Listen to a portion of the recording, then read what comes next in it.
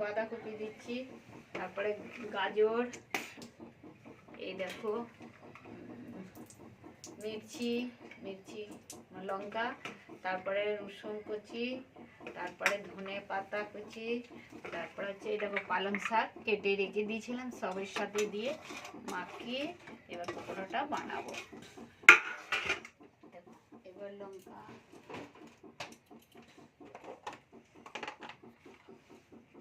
এই দেখো হলদি পাউডার আধা চামচ, এটা হচ্ছে ধনে পাউডার, ধনে, এটা দেখো মির্চি পাউডার, আর কিছু দেবো না। এবার সোডা দেবো, জিরে দেবো,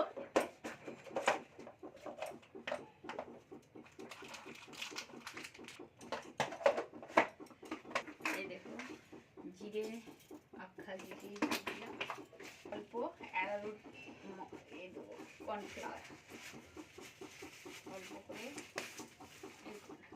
1 চামচ মতন মাপে কর্নফ্লাওয়ার দিয়ে দিলাম। এটা দিলে একটু কড়া হবে, নাহলে নরম টাইপের হবে। তো বেসন প্রথমেই দিয়ে দিয়েছি, ওতে বেসনটা প্রথমেই দিয়ে দিয়েছি, বেসনটা দিয়ে দিয়েছি প্রথমে।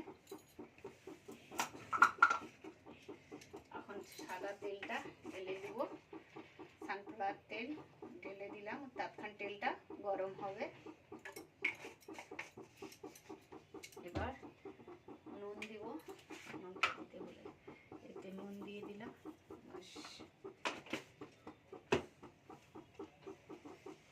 জল দিয়ে আস্তে আস্তে মাখাবো।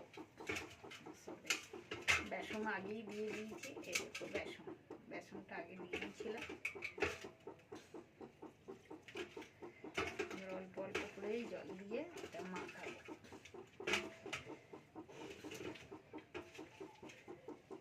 দিয়ে তারপরে এটা আস্তে আস্তে দেখবে পুরো মাখানো হয়ে যাবে।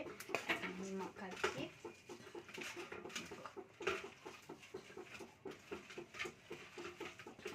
অল্প করে জল দেবো, অল্প করে জল দেবো।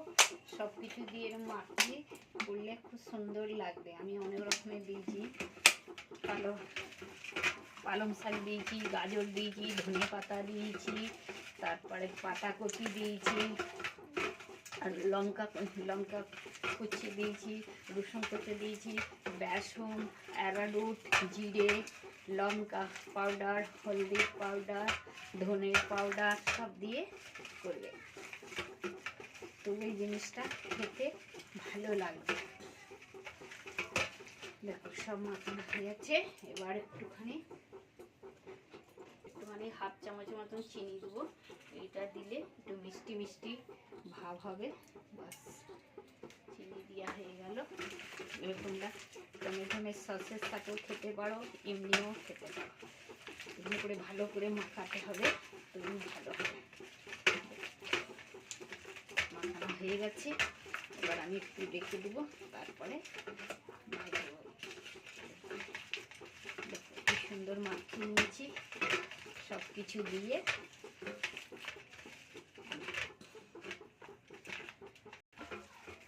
এটা সব দিয়ে পকোড়া করছি, সব রকম দিয়ে কালার দিয়ে।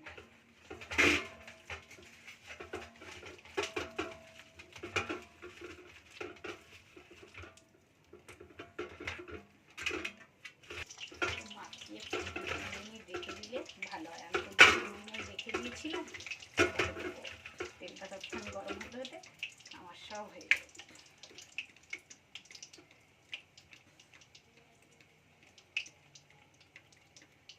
একটা করে দিলাম, এইরকম ছোট ছোট করে দিলে ভালো ভাজা হবে। বড় বড় দিলে ভিতরে কাঁচা থাকবে, এই জন্য আমি ছোট ছোট করে দিচ্ছি।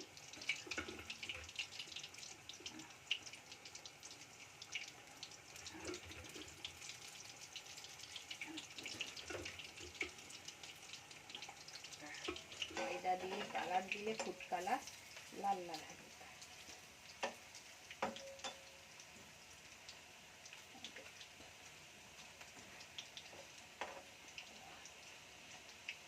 ভালো করে একটা করি, যত কড়া করে ভাজবে তত ভালো লাগবে খেতে, নালে ভিতরে কাঁচা থাকবে, এটা কাঁচা থাকবে এটা। হ্যাঁ, দাঁড়াও, কাঁচা থাকবে,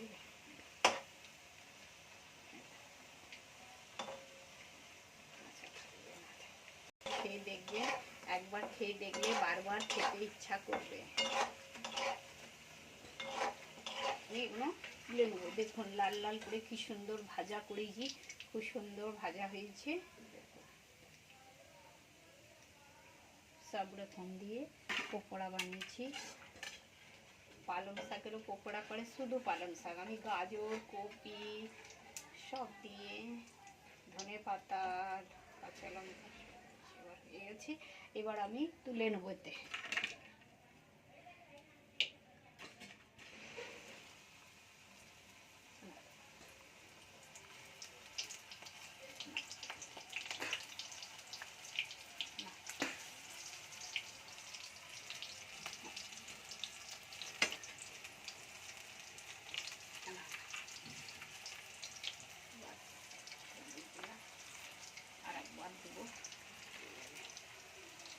বেশি দিলে এবং ভাজা হবে না।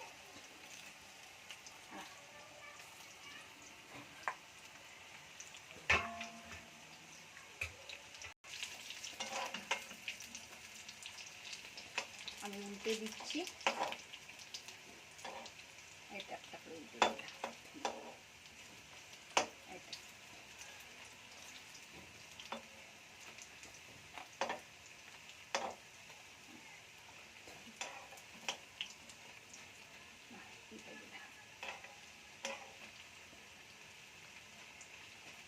গেছে, আমি এবার তুলে নেব।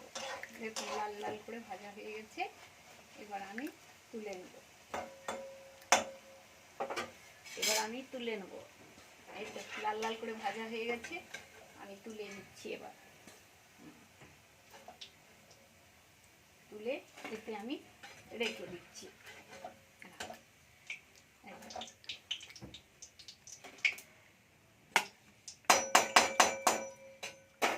যেটুকুন আছে আর অল্প আছে, এইটা এখন আমি দিয়ে দেবো।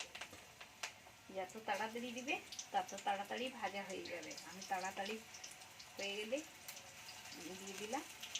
এই দেখুন, এই দেখুন, এই দেখুন, এই দেখুন,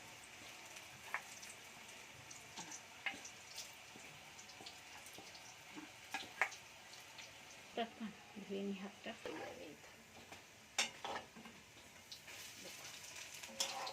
আপনারা ময়দা দিয়েও করতে পারবেন, আমি অন্তত বেসন দিয়েছি, অল্প কর্নফ্লাওয়ার দিয়েছি। কর্নফ্লাওয়ারটা দিলে এটা পরাক্কক হবে, মানে একটু শক্ত শক্ত হবে, নালে নরম হবে। এই যে কটা তুলে নিলাম। আমি তো সব ভেজে দেখাচ্ছি পুরোটা, যতটা আমি মাখিয়েছিলাম সব ভেজে সব দেখিয়ে দিলাম আপনাদের।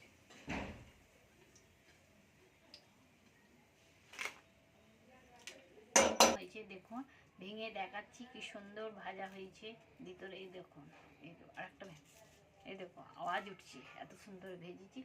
এবার আমি খেয়ে দেখাচ্ছি আপনাদের। খাচ্ছি, খুব সুন্দর হয়েছে। একবার খেলে বারবার খেতে ইচ্ছা করবে। আপনারা সস দিয়ে খেয়ে দেখবেন। টমেটো, আমার কাছে তো সস নেই আজকে, আমি এমনি খেয়ে দেখাচ্ছি।